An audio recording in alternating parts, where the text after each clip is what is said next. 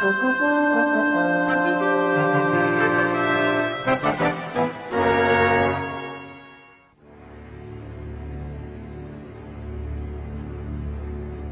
Federal Reserve System virtually controls the nation's monetary system.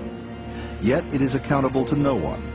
It has no budget, it is subject to no audit, and no congressional committee knows of or can truly supervise its operations.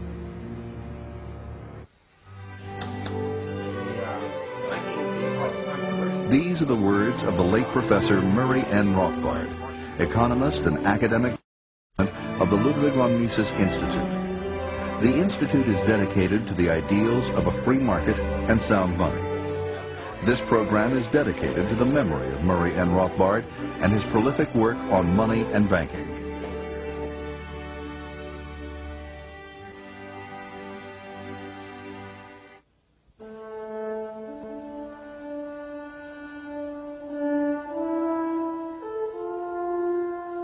For more than 20 years, the living standards of middle-class Americans have steadily declined.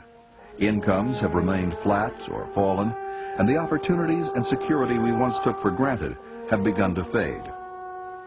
For most families, one income no longer pays the bills. It requires two or more incomes to afford a home, pay medical and child care expenses, and put children through school. Unless present trends change, young workers are unlikely to ever live as well as their parents.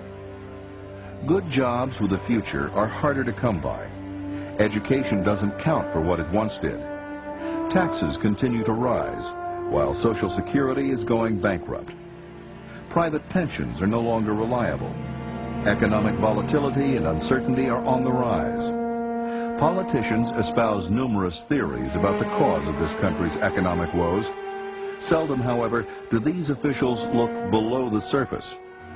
The roots of our economic ills can be traced to central banking and our present monetary system.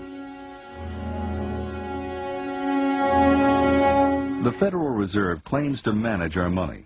Instead, it makes our money worth less and less every day. It has generated continuous and worsening business cycles and lowered our living standards. It's really no different from a burglar in your house wanting to steal your money. That's what the Federal Reserve does. It depreciates your savings, it takes away your economic security, and it ought to be treated as an institution that does that rather than something of alleged benefit. Money is supposed to serve as a reliable standard of economic value, not a source of instability. Until we restore sound money and take away the government's ability to debase it, we have little hope of restoring the freedom and prosperity that made America great. And we really have a choice of what we want in money. Do we want money that's going to be losing its value every year, or do we want money that's going to be gaining in value? If you are happy with your money losing value, then you want the present system. If you want money to increase in value, then you want a gold standard. What is money? As the good that makes exchange possible, it's the foundation of every economic activity. In the earliest times, people traded goods and services directly. This form of exchange is known as barter. That is, if a fishing tribe desired to have maybe wheat, which they themselves did not produce, they would seek out other individuals that produced wheat, and then they would exchange there for fish. But barter had limitations in the marketplace. Well, actually, people perceived pretty quickly problems with that direct exchange. If you wanted, for example, fish, and you had wheat, but the people who had fish didn't desire the wheat, you were stuck, okay? Unless you went out and found some other good, possibly berries, that everyone in that society consumed. Then you would trade your wheat for the berries in full confidence then that you could turn around and trade the berries for the fish or anything else that you desired. Eventually, the most widely accepted goods in a society became valued for their use in indirect exchange. Money is simply another name for the most generally accepted medium of exchange.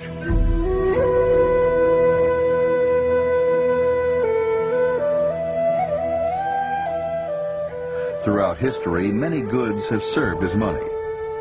Feathers from the Quetzal bird were used for exchange by the Mayan Indians up to the 15th century in Central America.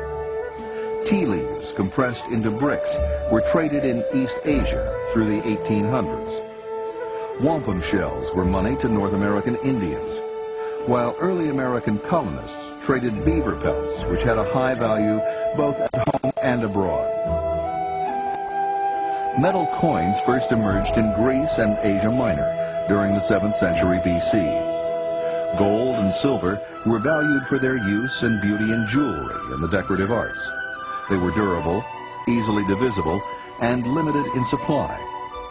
These precious metals also had a high value-to-weight ratio, making them easily transportable. You might think back, or we can think back to a time when iron was used as money, for example, in Africa. But imagine going into Sears Roebuck and trying to purchase, let's say, a lawnmower for $350. That would take a ton of iron, whereas it would only take an ounce of gold. In 1536, less than 50 years after Christopher Columbus set foot on American soil, a Spanish mint in Mexico City struck the first coins made in the New World. These silver coins eventually found their way into the British colonies. Great Britain's mercantilist policies deliberately tried to keep precious metals out of America, so the Spanish milled dollar became the unofficial currency. It was often divided into 8 pieces for smaller transactions, hence the term pieces of 8, with 1/4 of the coin being 2 bits. In 1792, Thomas Jefferson adopted the dollar as this country's official monetary unit. He looked around, he investigated to see what were the American people using as money, and that was the dollar. And so that's why that dollar became the standard of the United States. And we went onto a gold and silver standard and started minting gold coins with the American Eagle, a $10 gold coin. Jefferson, in particular, spoke eloquently of the dangers of paper money. During the War for Independence, the Continental Congress printed vast sums of paper money out of thin air to finance the Army. The diluted money supply naturally depreciated to almost nothing, leading to the phrase, "not worth a Continental." The people who held on to these notes, who tended to be patriotic Americans, concerned about, wanted America to be free of British control, lost everything. Whereas the Tories, who wanted nothing to do with this American government money and immediately got rid of it, were benefited.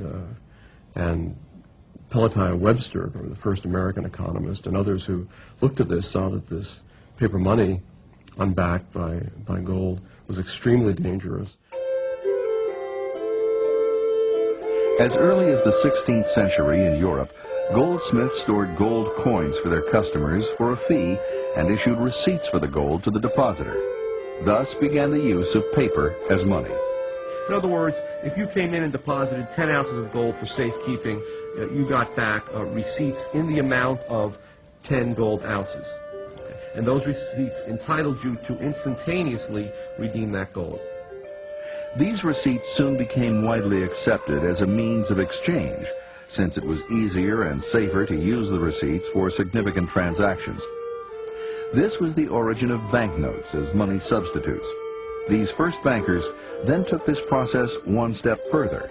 In effect, if the goldsmith had 1,000 ounces of gold and 1,000 ounces of legitimate receipts being held by the depositor of that gold, he could increase his profits by merely printing up another 1,000 ounces worth of receipts and lending them out. Okay.